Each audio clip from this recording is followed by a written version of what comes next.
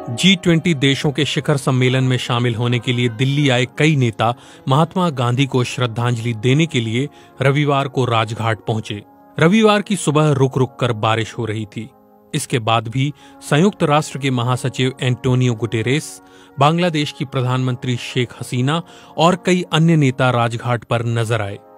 इन नेताओं में अमेरिकी राष्ट्रपति जो बाइडन, ब्रितानी पीएम ऋषि सुनक और ऑस्ट्रेलिया के प्रधानमंत्री एंथनी अल्बनीज और तुर्की के राष्ट्रपति रेचेप तैयब एर्दोआन भी शामिल थे। इनके साथ साथ तमाम दूसरे देशों के नेता भी दिल्ली पहुंचे। हालांकि इन नेताओं में सऊदी अरब के क्राउन प्रिंस मोहम्मद बिन सलमान शामिल नहीं थे, जबकि वो सम्मेलन में हिस्सा लेने के लिए शनिवार को ही दिल्ली पहुंच चुके थे। ऐसे में कई लोग ये जानना चाहते हैं कि सऊदी प्रिंस के राजघाट पर ना होने की क्या कोई खास वजह थी।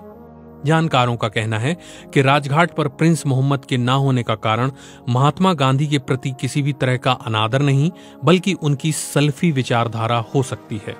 जामिया मिलिया इस्लामिया के Zakir Hussain institute of Islamic studies के पूर्व निदेशक प्रोफेसर अख्तरुल वासे कहते हैं, सल्फी यानी जिन्हें अहले हदीस कहते हैं, वो किसी भी तरह की समाधि या मजार पर नहीं जाते हैं।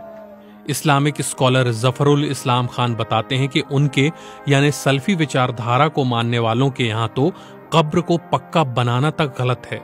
इस्लामी न्यायशास्त्र यानी फिक्ह यानी ज्यूरिश प्रूडेंस के 5 प्रमुख सिद्धांत हैं: हनफी, शफई, मालिकी, हम्बली और जाफरी। जाफरी या फिक्ह जाफरी शिया समुदाय से संबंधित हैं, बाकी चारों सुन्नी समुदाय से जुड़े हैं। भारत में अधिकतर मुसलमान हनफी सिद्धांत को मानते हैं। सल्फी या अहले हदीस खुद को इन सबसे अलग मानते हैं।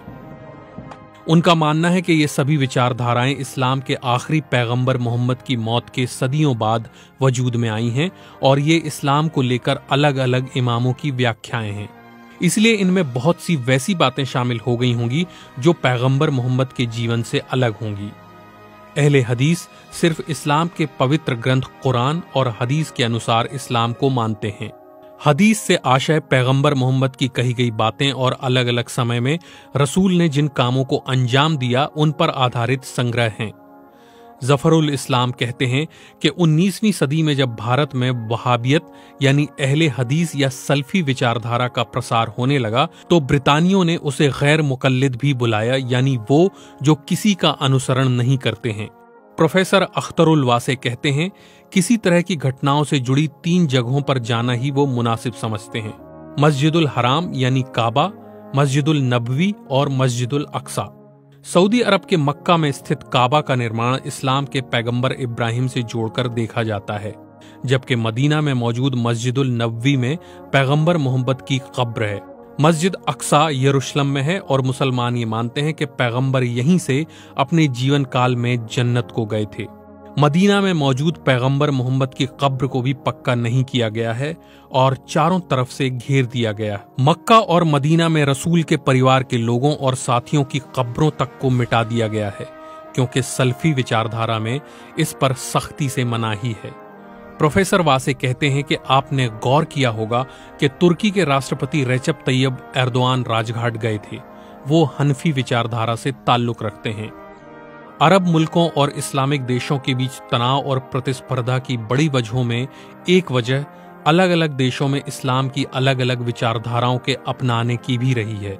जैसे सऊदी अरब और ईरान के बीच दशकों तक चला तनाव जो अब जाकर कम हुआ है और दोनों के बीच फिर से राजनयिक संबंध स्थापित हुए हैं।